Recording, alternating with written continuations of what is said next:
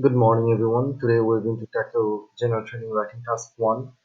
Now, in general training, you will have two tasks for writing, task 1 and task 2. In task 1, you have to write a letter. You have to write a minimum of 150 words and you should take around 20 minutes. Now, you can exceed that time or you can take less than that time, but I would suggest you take around 20 minutes, 15 to 20 minutes maybe. In this section, there might be three types of letters: formal, semi-formal, or informal. Now, formal situation is, or formal letter, you write it to people who are senior in position, who holds a certain position in a company, or maybe you're writing to an official. Whereas informal, you write it to someone you know, someone you personally are acquainted with. Now, let's debunk some problems that we normally face while answering this question. Now, is the letter worth 50% of your marks? What do you think? Whether this is true or false? Well, many people actually ask me this question, and to be honest, this is entirely false because the writing task 1 has one third of your marks or 33% of your marks. So basically, you will get more marks in writing task 2. So writing task 2 has 67% marks, writing task 1 has 33% marks of your total writing score. Okay, the next uh, main question that we normally face is that whether we should take time to plan out our writing before we start. Definitely yes, you should take around 3 to 4 minutes before you start, because if you start writing without any preparation, there is a high chance that your letter will be disorganized, and if your letter is not organized, you will not get good marks. Now, the next point that I would like to highlight is whether we need to write an address on the letter. No, you do not need to write an address, and even if you do, they will not give you extra mark. This is not necessary. So we'll focus more on the content of the question, more on what they're asking. Now, you can choose your own style for the letter, but this will depend on the context, on the subject area. But one thing that is mandatory or must is that you must cover all 3 points or all 3 bullet points given in the question. Here, the 3 bullet points are: describe the item, explain where and when you left it, and say what action you would like the company to take. So you have to make sure you describe all of these 3 points in detail. Okay, and then it is very important that you understand that these 3 points have to be addressed in different paragraphs. So paragraphing is very important because each of your paragraphs should have a main idea or purpose. If you write a paragraph without having a clear idea, without finishing off the bullet point, then to be honest, it's very difficult to give you marks. Well, can you use your imagination to create details? Can you write down about things that are not mentioned in the question? Definitely. You can use any words or any adjectives, adverbs that you require in order to make sure that you can give sufficient details. So definitely you can use your imagination.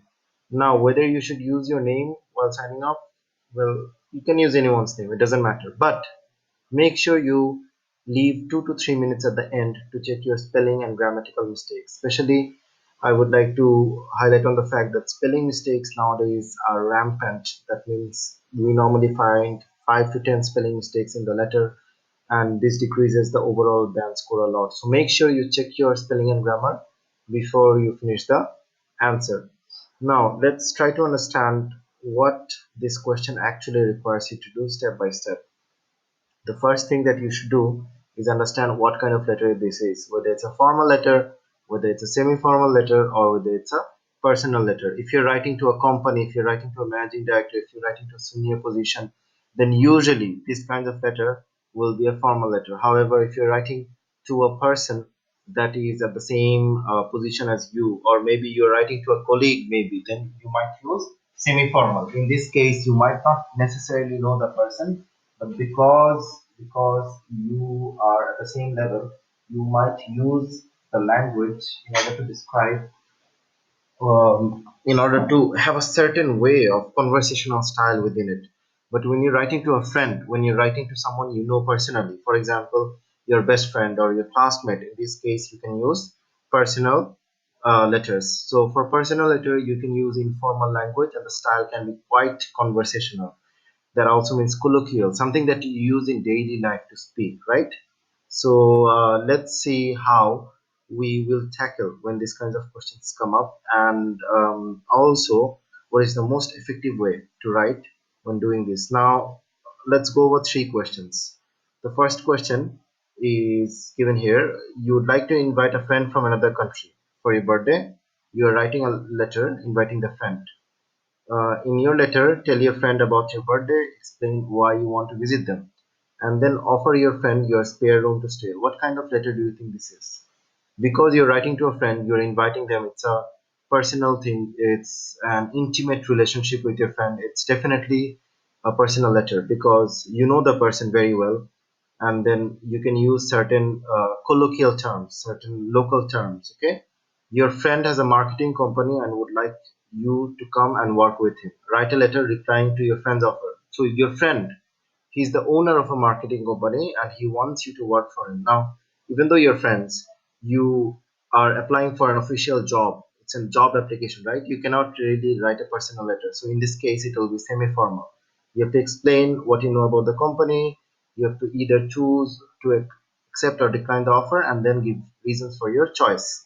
What about this? You have a problem with your neighbor. Now, you might not know your neighbor, or even if you do know your neighbor, you have a problem with that, right? So you're writing a letter to your neighbor, or maybe you're writing a letter to the local chairman.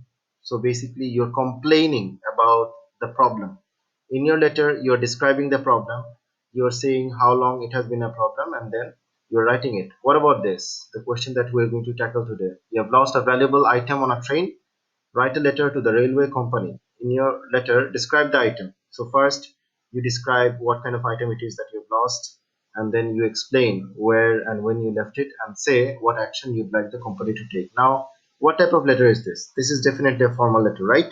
The purpose is to persuade the reader, that is, for example, the station master or maybe the railway company, to return your item because you've lost it, right? And then you must add sufficient detail to distinguish that item so that anyone looking at that item can understand that that item is yours. For example, if you say a black belt, there are millions of black belt on the market. You have to say, okay, there is a black belt with a certain marking on its left, red ribbon, or maybe it's a Gucci black belt, or maybe it's a diesel black belt. It's a different belt. Okay, you have to describe it, where and when you lost it. Maybe you lost it in the evening. Maybe you lost it in couch number A3, couch number A3. Okay, so you describe exactly where you lost it, and then you ask the company to do something about it. So, for example, what would you like the company to do? Do you want compensation, or do you want the company to return it to your address if they find it?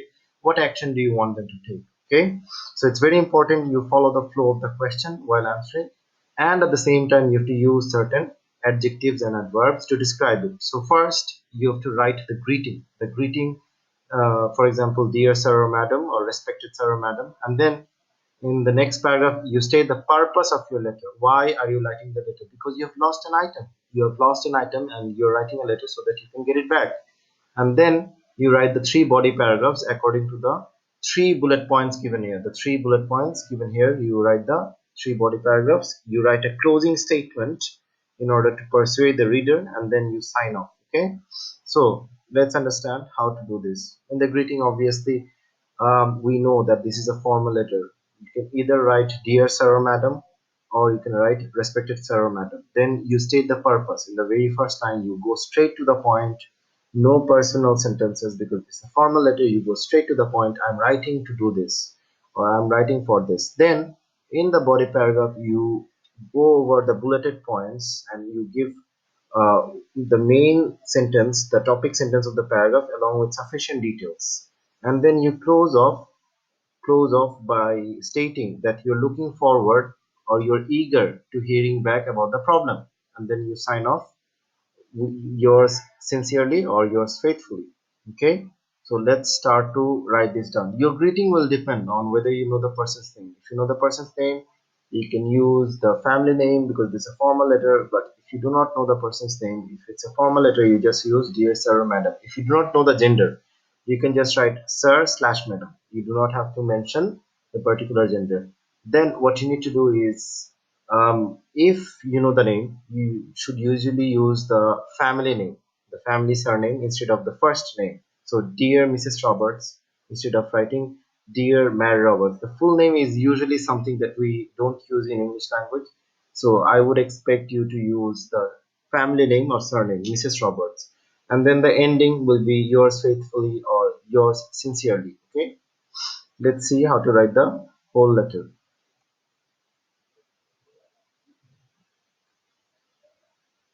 Okay, so first we'll state the purpose of the letter, we'll report what happened, and then we will ask about how to get it back. We have lost an item on the train, right? So, dear sir slash madam, I'm writing to report the loss of a valuable personal item on one of your trains.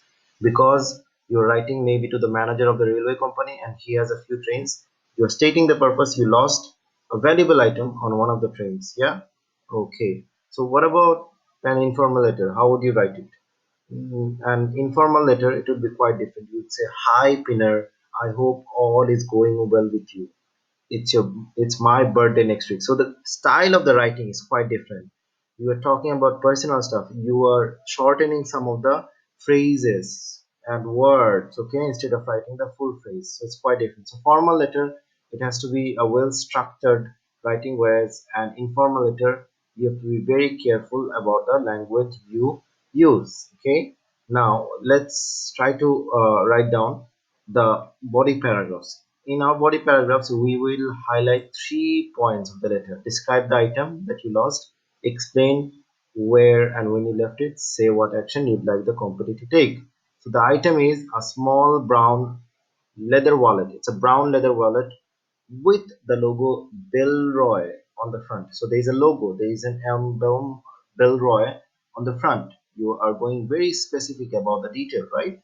And then inside there was a driving license and a credit card and my gym membership card. So it has your driving license, your credit card, and gym membership card. There was also 20 pounds in cash. Now the next point, explain where and when you lost it. I think I lost the wallet at around 3 p.m. while traveling from Edinburgh. So you have lost the wallet while traveling from a particular city called Edinburgh at 3 p.m. to Glasgow Queen Street. Glasgow is a city in Scotland in the north of Britain. Glasgow Queen Street on Wednesday, 20th March. So this is the date and day of the week on which you lost the wallet. I was sitting in carriage D. So this is the number of the carriage D, seat number 42. You're giving sufficient details about exactly where you lost it so they can trace it down to whether the wallet is still there or not. And I believe that I left it on the seat when leaving the train. So you are assuming that when you left the train, you might have dropped it there or it might have fallen off from your pocket and it's still there. Okay. And then once you're done with that, the last paragraph would be about what you would like the company to do. Could you please, because you're requesting the company to return your leather wallet, you are using could you please let me know if a wallet fitting this, what should be the word here? Description, right? The description that you've given here, this small brown leather wallet, driving license, gym membership card, everything description has been found. So you want to know whether they have found the letter, found the wallet that you have dropped, and also you'd like to get it back, right? If they found it, so you'd also mention that. Okay, my contact details are this: 07326442236. If it is found, please keep it in a safe place. So you want them to keep it safe and store it, and I will arrange to collect it at your earliest convenience. So if they find it and if they inform you that they have found it, you will go personally to collect it, right? Because it's a very valuable item for you and you'd love to get it back. So in this way, you must use a certain structure of sentence, formal structure, in order to persuade the reader. Now, before ending, you must sign off with a closing statement, and you have to do this in such a way So we're going to go over a few ways of finishing off the letter, both formal and informal, so that when you write it, you have a better idea about which particular sentence to use for these different kinds of letters. For informal, we could write, I can't wait to hear from you. I can't wait to hear from you. Whereas for formal, we would write in a bit structured manner. Informal, you can write soon. Again, I'm really sorry for this delay. But formal, we will write, I look forward to hearing from you. I look forward to hearing from you. You can also write maybe that I am waiting for your reply, or I hope to hear from you as early as possible. So you can use these structures, these sentences, or maybe please respond at your earliest convenience. Okay, please respond at your earliest convenience. Maybe you can even write, if it's something about an apology, you can write, once again I would like to apologize for this delay. You are apologizing for some delay that you have caused. Okay, so this is the full letter. I would read it for you. Dear Sir or Madam, I'm writing to report the loss of a valuable personal item on one of your trains. The item is a small brown leather wallet with the logo Belroy on the front.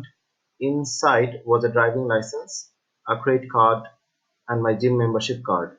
There was also £20 in cash. I think I lost the wallet at around 3 p.m. while traveling from Edinburgh to Glasgow, Queen Street on Wednesday, 20th March. I was sitting in carriage D, seat 42, and I believe that I have left it on the seat when leaving the train. Could you please let me know if a wallet fitting and I will arrange to collect it at your earliest convenience. I look forward to hearing from you. Make sure you review your letter giving these points, decide the type of letter, plan the main points, choose the greeting, write a suitable opening, write body paragraphs, write closing and signing off, and check your writing.